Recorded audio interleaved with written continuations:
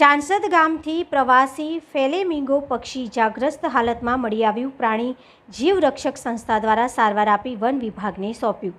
પાદરા તાલુકામાં અનેક ગામોમાં વિદેશી પક્ષીઓનું આગમન થયું હોય છે, જ્યારે ગતરોજ પ્રાણી જીવરક્ષક સંસ્થાના હેલ્પલાઇન નંબર ઉપર ચાંસદ ગામેથી એક પક્ષી ઇજાગ્રસ્ત થયું હોવાની જાણ થઈ હતી. પ્રાણી જીવરક્ષકના રોકી આર્ય વન વિભાગને જાણ કરી ચાંસદ ગામે પહોંચ્યા હતા અને વિદેશી ફેલેમિંગો પક્ષી ઇજાગ્રસ્ત હાલતમાં મળી આવ્યું હતું, જે પક્ષીની પ્રાણી જીવ રક્ષકની ટીમ દ્વારા સારવાર કરી વન વિભાગ ખાતે સોંપવામાં આવ્યું હતું. ફેલેમિંગો પક્ષી મુખ્યત્વે વેસ્ટ ઇન્ડિઝ, યુકાટન, દક્ષિણ અમેરિકાના ઉત્તર ભાગમાં અને આફ્રિકામાં રહે છે. મારું નામ આર્યા રોકી છે અને હું પાદરા પ્રાણી જીવ રક્ષક સંસ્થામાં વન્યજીવ બચાવ કામગીરી કરી રહ્યો છું.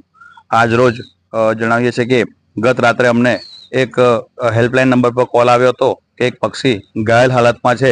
તો અમે તાત્કાલિક ધોરણે અમે ત્યાં પહોંચીને ત્યાં જોયું તો એ પક્ષીનું નામ છે ફ્લેમિંગો, જેને નાનો હંજ કહેવામાં આવે છે, જે ઘણી બધી તાદાદમાં અહીંયા આગળ આવે છે. શિયાળાની ઋતુની અંદર અહીંયા આગળ આવતા હોય છે.